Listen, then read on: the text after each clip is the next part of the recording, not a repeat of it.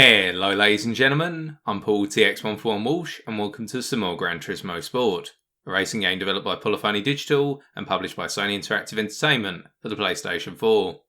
Focusing on the game's online mode, known as Sport Mode, in this episode I take a look at my performance in the 8th race of the first stage of the 2019 Manufacturer Series season, which was a Group 3 race held at the Nürburgring GP circuit. With that, let's get racing.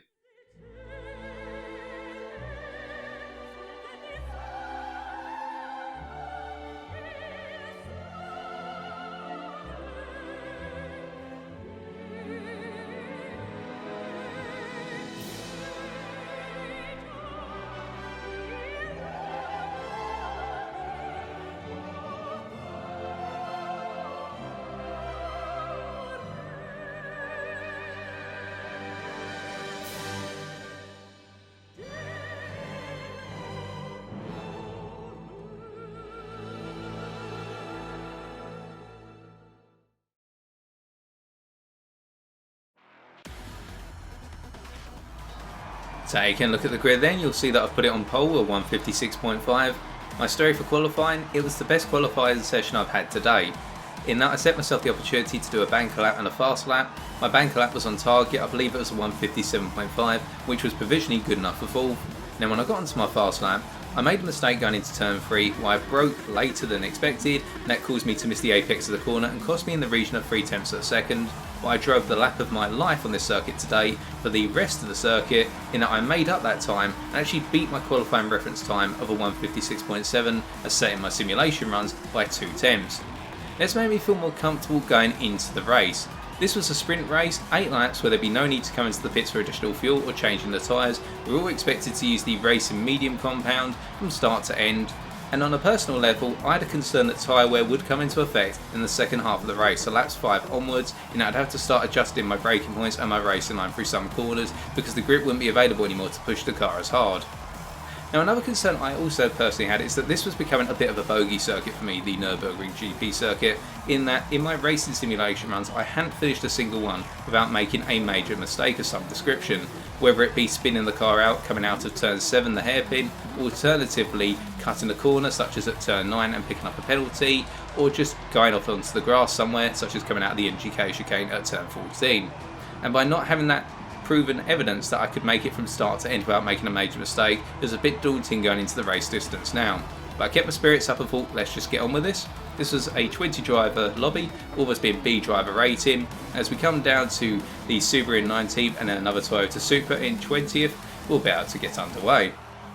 Now one thing I thought about was the fact that because I put it on pole, I was actually at a disadvantage going into the first corner, because I would have the shortest run going down into turn 1, whereas the Porsche behind me would have a slightly longer run, and the guys behind the Porsche would have an even more extended run. That mean that everybody would effectively bunch up going into turn 1, I being at the head of the bunching up, and what I was targeting was to get through turn 1 without having someone come charging down the side of me. So you'll see that I'm going to brake as late as possible and try to carry as much speed before going into the corner. But in order to try and weaken the position of the 911 behind, I get over to the left hand side of the track a little bit later they perhaps anticipated, and they gradually drift over, and they're going to close very quickly here, as we can see already in our rear view mirror. And we brake at the 100 board here and we tuck it into the apex of the corner coming down to first gear, get a bit sideways coming through the corner, and I get on the power too soon, but I correct myself immediately, get off the power and then go into turn 2 here, and I managed to just get into the corner before the Porsche could get their nose alongside me, and instead they get alongside the Aston Martin, and fighting's breaking out behind. And as we come through turn 3 here, 2 of the Porsches go side by side and clip into one another. Looks as though the green one instigated the accident there, and as we come out of turn 4 I can now start to make a break for it, as everybody comes out roughshod through turn 4 compared to myself, and now I just need to go. And I said to myself at this point, this is your only chance to get away from everyone, you've got to do it now. So you'll see that I'm going to go for these corners, going through turn 6 here, miss the apex bit, meaning I can't get on the throttle as soon, but it doesn't cost me too much time. It cost me in the region of a 10th of a second there compared to second place behind, but I've just got to keep on going. And here as we come down to turn 7, I'm going to do my best to turn this into a double apex corner. I know it's a hairpin, but imagine I try to cut it as a V. And by doing so there, I'm able to get on the throttle a little bit sooner and start charging up the hill through the Schumacher S's here. So turn 8 followed by turn 9, the left-hander into right-hander. And we can see that gap at the moment is holding in the region of 1.2 seconds as we charge up towards turn 10 here. And I'll be braking just before the 100 board, braking where the piece of tarmac on the right-hand side appears. And now coming through the corner, now charging into turn 11 here. You'll see that broke a little bit, then we start to get on the throttle as we pass the peak of the apex. Now charging down the hill into turn 12. That gap is halted in the region of 1.2 seconds. It's closed up a tiny bit as we come through turn 12 here. Maybe a straight line speed advantage, or just that the guys behind got a better run out of turn 11 compared to myself. But braking just before the 100 board here, going into the NGK chicane, we cut this very nicely for our first pass at it. The guys behind are really fighting over the chicane as well, so that works to our advantage. Now coming into the final corner here, we can see that gap due to the fighting behind has widened to 1.6 seconds as they're all fighting coming out of the final corner, and that's perfect for us because now we can just go off into the distance with a 2-second advantage. And this first lap has worked out really well, and this was one of the concerns I had with the circuit in general. From studying archive footage as we switch to the replay camera here to give you a feel of me going around the track with maximum tyre grip available, and we'll be doing that again on lap number 7 to give you a comparison of how the car was handling from a third person perspective with the lowest possible amount of tyre grip available, relatively speaking. One of the major concerns I had here from looking at archive footage on YouTube was the fact that the Nürburgring GP circuit is a difficult one to overtake on. There's a lot of sections of the circuit where the circuit is narrow, and as a result getting yourself alongside someone can prove very difficult, albeit you could overtake into corners such as turn 7 and turn 15. At the same time, overtaking, as we've already seen through looking in our rearview mirror, is a very dangerous job here, and it can lead to cars clattering off of the circuit, people spinning out, penalties being applied. So that's why I put a lot of time in practice trying to get the pole lap, and to have it then I was racing into clear air, and I'd only have to worry about defending against people behind me rather than worrying about trying to overtake the guy in front of me. Alternatively, if I did get passed into turn 1 by the Porsche 911 that was close behind, now I'd only be fighting for one position, and I'd be looking to make a break away from the guys behind and essentially try to get myself and the guy in front to disappear off up the circuit, whereas third and backwards would simply just fall away and start their own little battles. But still, here it's worked out extremely well, and as we come through at turn 10 going into turn 11, we can see the gap between myself and the guys behind is expanding a little bit, albeit not too much at the moment by the looks of things, as we now charge down towards turn 12. Lovely setup this final sector, coming through the initial right-hander here and then up into the NGK chicane to turns 13 and 14. When you get the chicane right, it feels wonderful, but there's a problem with the chicane in an MR car, i.e. mid-engine rear-wheel drive vehicle such as the NSX. In that, because of the way the car is balanced in terms of weight distribution, if you get it wrong going over the bump on turn 14 to the second part of the chicane, it can cause the car's rear to become very unsettled and cost you the ability to get on the throttle, and that can cost you between say 2 to 3 tenths of a second if you get it completely wrong. Alternatively, even more time if you end up going charging off onto the left hand side of the circuit and saying hello to the grass and the barrier. Now to lap number 3 then, we set our personal best time at this point, or 1:57.5, and what I was expecting was, in terms of the fastest laps would be set on laps 2 and 3, because that's where the cars would be at their grippiest in terms of the tyres, and whilst they'd have the most fuel going into the later portions of the race, whilst you'd have less fuel in the car, the grip available would be less on all cars, albeit at relatively different declining rates, and what you'd find is that you would not be able to obtain the same lap time as on laps 2 and 3. As we come through turn 5 for the third time here, we'll see that here that I'm trying to get it as tight as possible to turn 6 apex, and I finally do so after 3 attempts. We get it nice and tight on the apex in turn 6, and that means we can flow all the way down to turn 7 here and just line it up nicely to turn this into a V-shaped corner rather than a hairpin. The double apex approach, where I take a wide approach on that initial apex and then take a tighter approach to the second virtual apex coming out of the hairpin. Now, one thing I do want to address as we're carrying on through this lap is the fact that we've seen a couple of times now in races, and this is another example of me qualifying on pole and then disappearing off into the distance, having been able to hold on to first place at the start of the race. Now, I've talked previously, particularly in the Group 4 NSX Sardinia race, where I was matching people's pace, I was matching the pace of the guys behind to make sure that I could cause a bit of mental frustration in the fact they weren't able to get closer to me, because every time they started to drive a little bit faster, I would drive a bit faster with the available race pace I had. Here I had to take a different mental approach. The Nürburgring GP circuit has been a bogey circuit for me, in that I've had a lot of difficulty with the track. As I mentioned in the overview before the race started, made a lot of mistakes going through my racing simulation runs, and to have that lack of overall consistency was really preying on my mind. I was getting huge anxiety going into this race, thinking to myself, I'm really going to struggle here. So what I'm doing, I'm actually using that anxiety to my advantage in terms of motivating myself to keep on driving and keep on driving to my maximum here. I want to prove to myself that this is not a bogey track for me. It's not a track that's going to haunt me every time it comes up in the seasonal rotation. I want to conquer the Nürburgring in my mind. Now, I'm not going to be the fastest driver around here ever, I think. But at the same time, if I can prove to myself over this race distance, and I was saying this to myself mentally at the time of going around the track, if I can prove to myself that this circuit is not going to cause me fear, and I'm not going to make any huge mistakes, then I can walk away from this race with an even bigger confidence factor, and therefore I can feel stronger going into the next races. Now off the back of that, does that mean I start to become overconfident in myself? No. I recognise that one day I am going to hit a plateau in terms of driving ability. It doesn't seem to be happening in this race so far, albeit the gap at the moment is holding in the region of 3.6 to 4 seconds. It's bouncing back and forth, and the guys behind could catch up in the later portion of the race. You never know.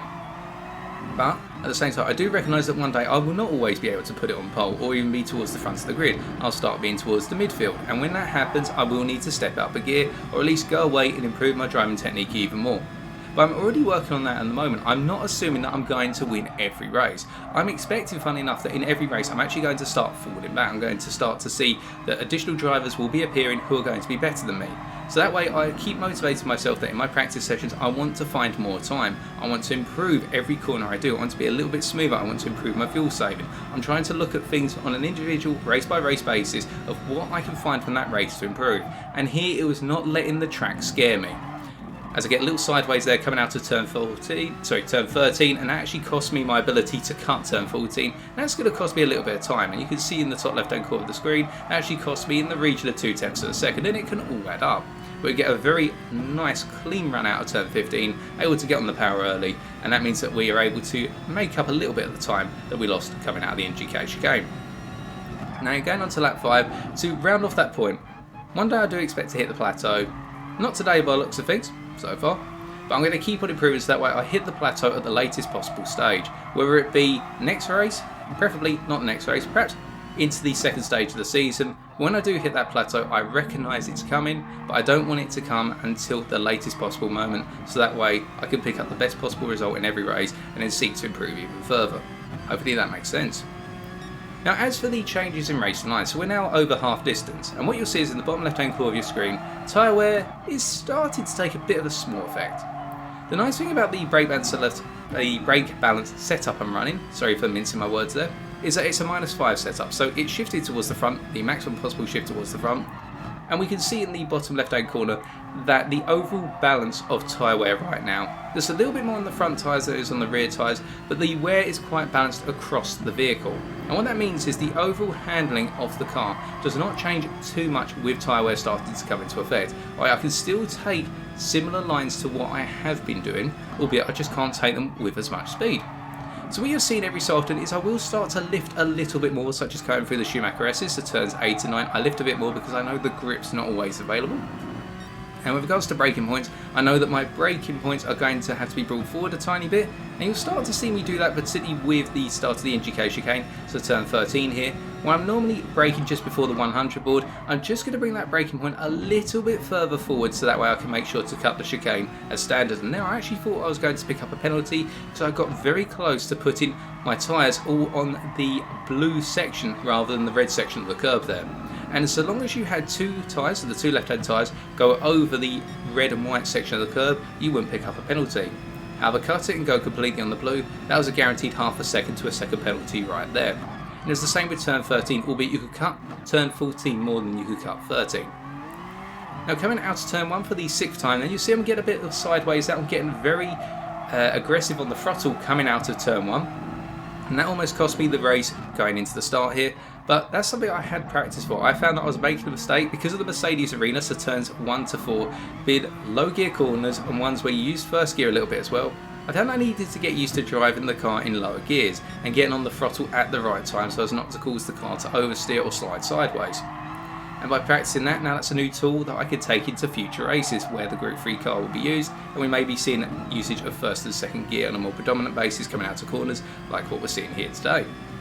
The gap has opened up to 6.3 seconds at this point, and it does look as though there's additional fighting going on behind. I believe second and third are really fighting one another for second place right now. But on top of that, tyre wear is a factor that's going to start coming in for some drivers sooner than myself. Alternatively, some cars are going to experience tyre wear at a much later point in the race compared to myself. And that's the wonderful thing about balance of power or BOP, is that it makes some cars more powerful in the late stage of a sprint race, whereas other cars will be strong in the opening stages. As for me, I found the NSX is a bit of an all-rounder, based its overall performance relative to what I've seen so far. It seems to do well at the start of a race, but it needs to be consistent in managing its pace through to the end of the race, so long as you respect its limits as a driver, particularly the weight distribution of the car and how that can be played around with in tight chicane sections, such as the NGK chicane as we come up to it for the 6th time, in the fact that getting on the power too soon, going over the bumps here, really messes with the weight distribution of the car and can cause it to slide sideways. Coming to turn 15 then, looking over to the right hand side of the screen, we're going to see what our 6th lap in terms of time is going to be.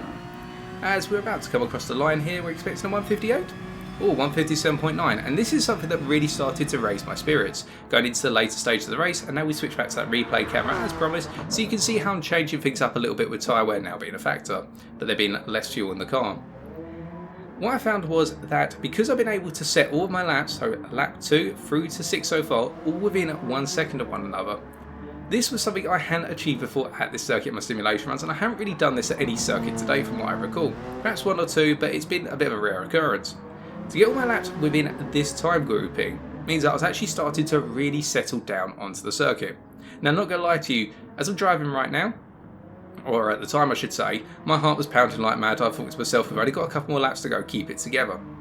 But then looking at those times, I thought to myself, I'm really getting into a groove here and the track is really flowing for me. I'm going with the flow. And that's something about the Nürburgring GP circuit that I found as well. This is a circuit where every corner links into the next corner. And as a result, if you make a mistake in one corner, such as coming out of the hairpin at turn 7, that compromises your speed in the run up to the Schumacher S's to turns 8 and 9 as we're coming through right now. And you wouldn't be losing just time in one corner, you would lose time over multiple corners and you'd lose a lot of lap time as a result. This was a track that you'd have to nail each lap perfectly in order to get the best possible result, whether it be in qualifying or overall race time. But so far we haven't really made a major error, and we haven't really made any minor errors. Some little instances are going sideways out of turns 13 and 14, perhaps getting on the power a little bit too early, coming out of turn 15 and seeing the car slightly go sideways at the rear, a bit of oversteer coming into effect, but nothing so far to compromise that rhythm, that flow. And working on that flow is going to be important, I reckon, if I really want to continue to improve, in the fact that if we can maintain a consistency of lap time over an entire race distance, that makes us harder to break down, that makes us harder to catch when in a position such as this, or alternatively when we're hunting someone down, consistency will be the key. And we have talked about it previously, such as in the pre-season with the BMW Group 4 car at Brands Hatch, that the more consistency we can show, the better things are going to be on the whole. As we now come on to the final lap, and we can see that all our lap times have pretty much been within a second of one another, albeit lap 7 was 158.6, so just a tiny bit over a second, so 1.1 seconds from lap 2 there, but the principle's there. We managed to maintain a good amount of consistency. And I will admit here, 9 seconds lead over second place, I am starting to back off now. Not because I want to say to myself, right, just come across the line and then right behind me, but one thing at this point is you've now got a huge lead. Take it easy, just get this lap home, win the race. No pressure, just keep it cool. That's all you got to do, bring the car home. So that's why I'm starting to take my foot off the throttle a little bit here. You'll see that I'm using my standard line, albeit as we go a little sideways going into turn 6 there. Don't get on the power as soon because it goes sideways and because I don't want to make a mistake, go charging off into the gravel at the last possible adventure.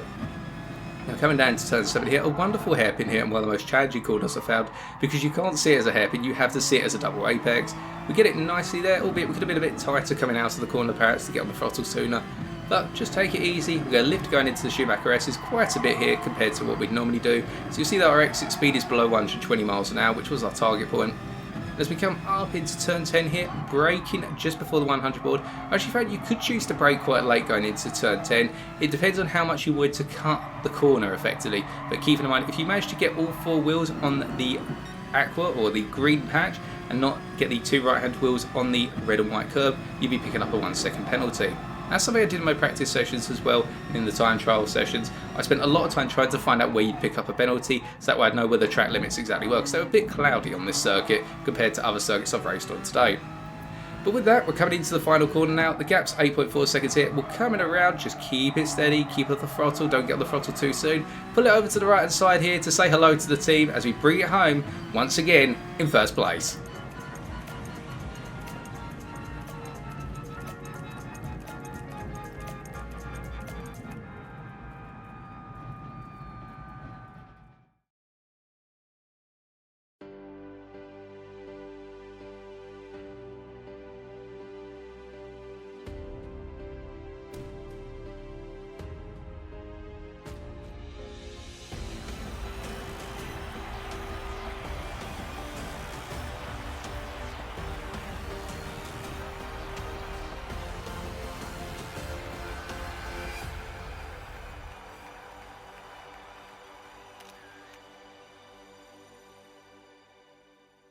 Having had time to reflect, I'm really happy with how this race turned out, as whilst I entered this race with the Nürburgring GP circuit being a bogey track in my mind, in the end I was able to conquer it and come away with a solid result.